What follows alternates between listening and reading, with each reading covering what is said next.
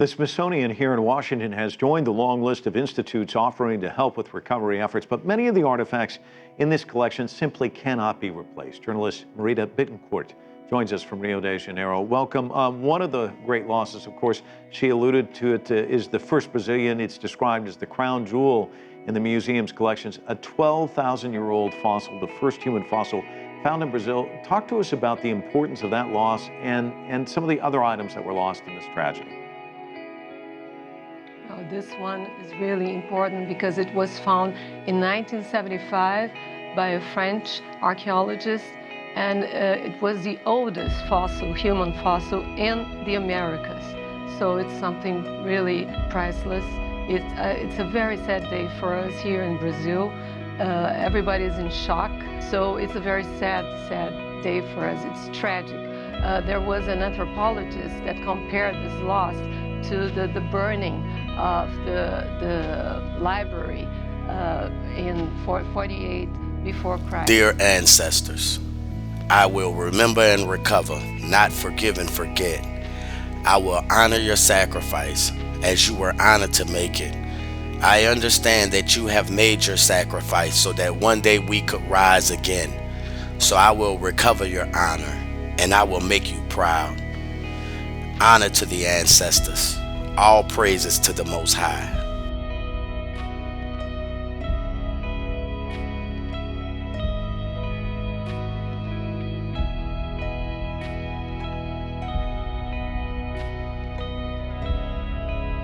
Five, 4, 3, 2, 1. In nearly 15,000 years, there's a new discovery that's changing what we think we know about how the Americas were settled. So there's this team at Florida State University that discovered stone tools alongside mastodon bones.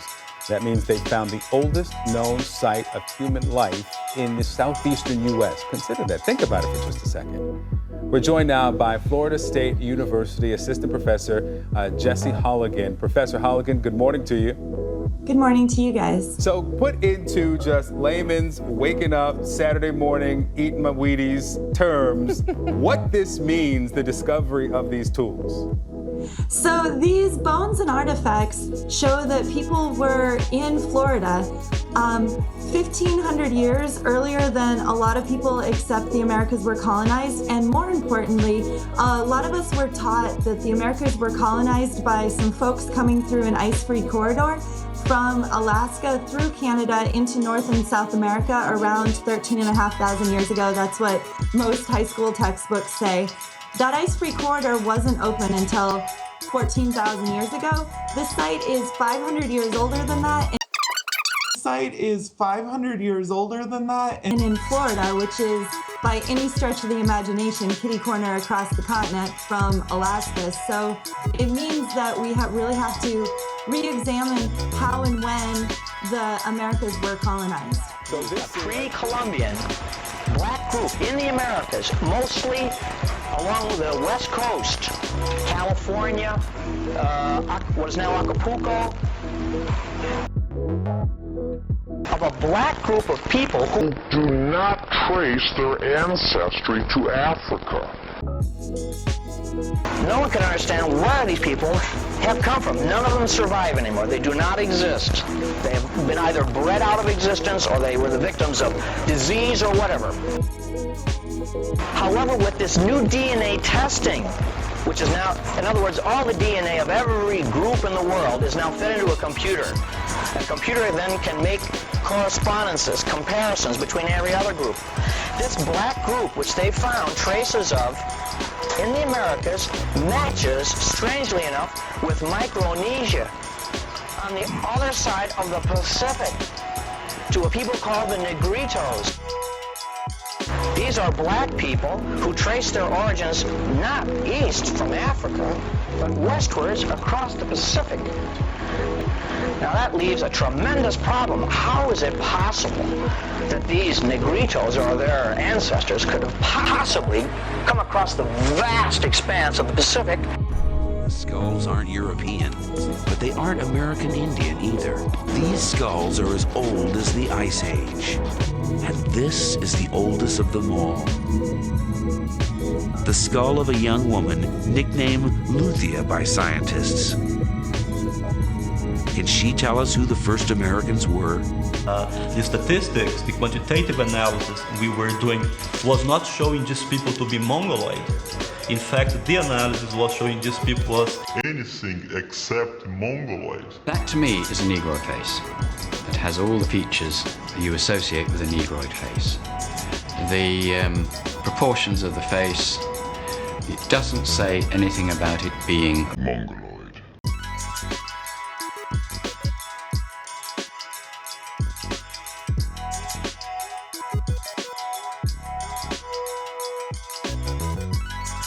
Self-proclaimed historians love to lump all Negroes into one category, but the evidence is overwhelming. There's two types of Negro. One is the Negrio, found inside the continent of Africa, also known as the Pygmy. The other is the Negrito, found outside of Africa. These people are not the same. People they call in the Indian, the Mongolian, the Asiatic, that's not who I'm talking about. I'm an African American whose family was here, half of my family, before the slave ship came in. We were not straight-haired, no redskin. I may be a little red, yes, but the white-skinned people that we're calling the red-skinned people, who are Asiatics, they only got here 10,000 years or so ago. We've been here for at least the last 200,000 years, if not longer. And everybody in the world is admitting this now. This is not new news. It's only being exposed more now. Even the BBC is talking about it in documentaries. The History Channel is talking about it. National Geographic have done a whole piece on it. They've even went to some of the descendants in Argentina of the original black people who was in the hemisphere before the Mongolians came. What they try to say is we came from Australia, which is, it's possible, but 6 white folks just came here on a rowboat from the Grand Canary Islands off of Africa 3 weeks ago, and it only took them about 2 weeks to do it, or a little less. When the Spanish explorers first encountered the people of the Philippine Islands, they nicknamed them the Negritos, based on their similarities to the populations of West Africa. But only similarities though, just their opinion. And just like you can tell the difference between the Vietnamese, the Chinese, or the Japanese, you can tell the difference between the Negrio or the Negritos. You just have to be of the same stock. These people are not the same. Come from all over the world to read this. But first of all, before I read this, let me show you this man right here named Maharpura. This is Maharpura right here. The 18th dynasty, giving praise to the great god Asuru, who the Greeks call Cyrus, sitting in his canopy, just like the Pope sits in his canopy, right? This is where they got the concept of the canopy from. But everything to deny you your history, this is what Maspero says about Maharpura. Let's read it right here. It says right here that Maharpura suggested that, Maspero suggested that Maharpura may have been the son of Thutmosis IV and a negress. There were no negresses 3,000 years ago. At any rate, on a copy of the Book of the Dead found in a tomb and now exhibited on the wall of this room, Maharpura is depicted with his face black instead of the normal red. They were also the normal black.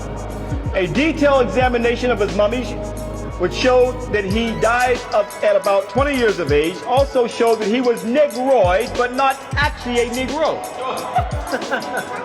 Now this is psychopathic racism at its best. So Maspero made it a point to make sure that he would plant in all people's minds, he's Negroid, but not actually a Negro. What is a Negroid, but not actually a Negro? So I want to point this out to show you the forces that we're up against, the forces that we're fighting. I know what you're thinking. What the hell's this got to do with anything? These Negritos are one of the most mysterious populations on the planet. It is a primitive man. And the presence of these Negritos all over the Americas and its surrounding islands in the South Pacific, Australia, and the east coast of Africa can only be explained by a much older population, hundreds of thousands of years older, age of the dinosaurs older, and they are genetically isolated. Now what does that mean? Well, you ever heard the expression, all you Negroes look the same? The bones of Lucille, which was the oldest fossil found in the Americas, were said to be a strelord. Her bones was housed in a museum in Brazil, which was mysteriously burned to the ground. But if you type a strelord into your browser, you will get the kind that looks the furthest away from Black Americans. But actually, they are genetically isolated, and they are as different from each other as they are from Africans, Europeans, or any other race. Their genetic isolation alone disproves the out of Africa theory. These people share our culture and history, rhythm, beliefs, habits, and ancestors. They are the seeds of America. It's a black renaissance. I got most of these ideas from the States, and Carol can elaborate a little bit more about what's happening in the States. Well, black theater developed in the United States as a means of counteracting all of the white culture that you see around. There's so much whiteness around you, and that it sets the images. So by having black people establish its images of what was beauty, of what they're achieving, you get an idea. It's a means for the culture to establish itself and establish its meanings, and what I think the black theater especially does. It means that theater is a means that any culture has of maintaining its ideas and itself, and it gets to the people, to its people at the gut level, even though other people can enjoy it. Black theater, of course, is very interested in what's happening today, because the black people all over the world, whether it's America, whether it's in Africa, or even and here in Australia, there are very significant changes are occurring. There are more than 3,000 islands throughout the Pacific, and you can literally island hop from Australia to America. These islands contain some of the strangest populations on the planet, but when it comes down to the purest form of the Negrito, it happens to look like a Black American. Amazing. No mixing with no Europeans of any kind, and still the same results. Don't be fooled by some of the Asian features of some Negrito, but it is only a few compared to the ones that are not mixed.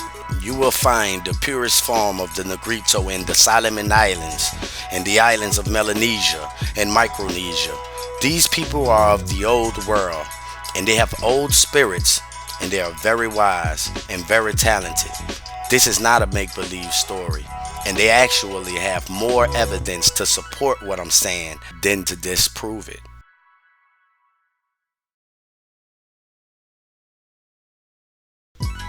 The truth has a way of making everything make sense. Like, for instance, the missing noses on the planet. They clearly did not knock off the tips of noses to stop you from recognizing its Negroid features. So why are the noses missing? Why are the noses missing off all of the artifacts on the planet? Because one of the differences between the Negrillo and the Negrito is the tip of the nose, which makes it easy for you to see that the noses wasn't knocked off to hide the fact that they were built by Negroes. They were knocked off to hide the fact of what kind of Negro. So once and for all, the ancestors will put to rest the answer to the missing nose conspiracy, and they will continue to free you with their wisdom. Remember, the truth shall set you free. Happy New Year's. Grand Rising, American Indians.